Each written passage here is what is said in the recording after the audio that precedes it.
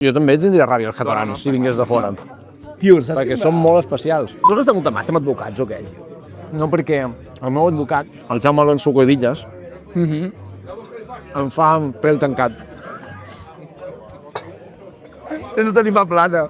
És espectacular anar amb ell pels puestos perquè és molt més xungo que jo. Sí? Però diràs, home, Perquè vols dir que és més xungo. aquest tio ni se t'acudeixi contestar-lo en castellà, coses... Ell ja sap com s'han de tractar els jutges. Sí. Se m'he posat nerviós ara. Sí, a nivell judicial. Ui, aquest jutge, aquest ni se t'acudeixi parlar. Jo no. Amb aquest no facis xistes, bueno... Però tu vas a un judici per xistes? No, home, jo... Que t'hagis d'avisar d'això? No, jo puc semblar que estic molt boig, però jo respecto el protocol. Acabes de dir, a aquest no li fotis xistes.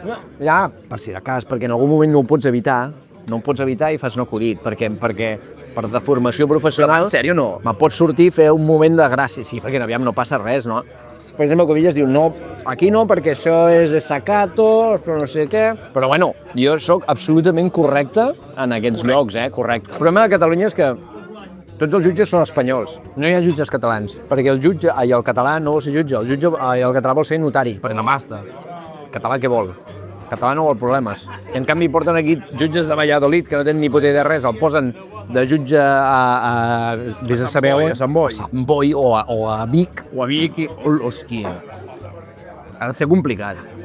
Perquè mira, tu anar cap allà encara. Tu ets català, però arribes allà, però clar, tu surts de l'Espanya profunda i apareixes a territori Apache i tens un problema de convivència. Tenen ràbia. És així. Em tenen ràbia i jo també tindria ràbia als catalans si vingués de fora, Tio, saps perquè són molt especials.